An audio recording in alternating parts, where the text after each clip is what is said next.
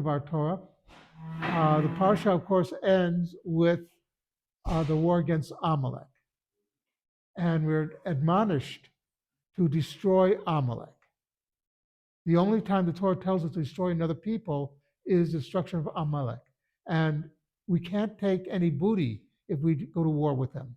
Everything that they own has to be destroyed.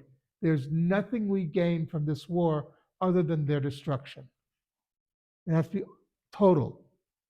So the question is, why is the Torah so adamant on this point? What did Amalek do? You only got 2 paragraphs in the entire Chumash, entire Torah, and an honorable mention a few other places, but like the book of Esther, Megillat Esther.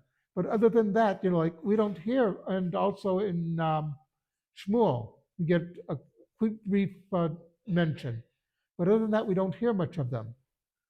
One of the great lines is that when Hadrian was after the second Jewish revolt, after the Bar Kokhba revolt, that was the third revolt, got really angry at the Jews and wanted to rename the country after the Jews' worst enemy. So he looked in the book, into the Septuagint, the Greek translation of the Bible, and said, "Oh, the Canaanites, the Philistines were the enemies of the Jews."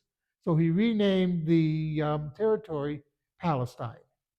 That's where the name comes from. It comes from Hadrian, not for anybody who lived there. As an insult to Jews, fortunately, he did not know Torah Shabbal Peh, or the oral Torah. Otherwise, we'd be fighting the Amalekites. But that's a separate issue. What did the Amalekites do that gave them this special Honorable mention. the special mention that we have to destroy them?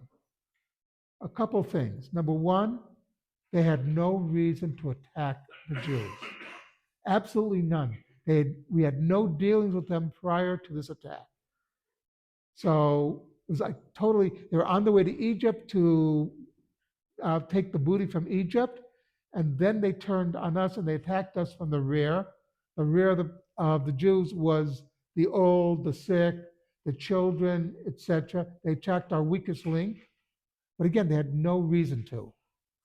A little bit after the 9/11 attacks, this very nice lady asked me, very liberal lady, said, "Why did they attack the United States?"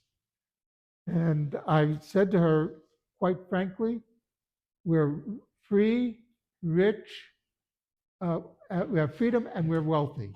They're poor and enslaved. That's why they attacked us. They're jealous. Well, that's a separate thing. The point is, then the other thing about Amalek is the Amalekites were amoral. They had no morality. And they realized that what the Jews were bringing to the world was morality through the Torah. They were hoping that before we got to Sinai, before we got to Torah, and the whole concept of morality written down, then they said that will be too late. We have to strike them before they get there. So this is why they were anti-moral. And again, they had no reason to attack the Jews other than the hatred of morality. And that's why we have to fight, anything that seems like Amalek today, we have to fight them. Remember the last what's going on now, the Germans were considered Amalekites from their actions in World War II. That was their sign because they would prefer to kill Jews than win the war. Something to think about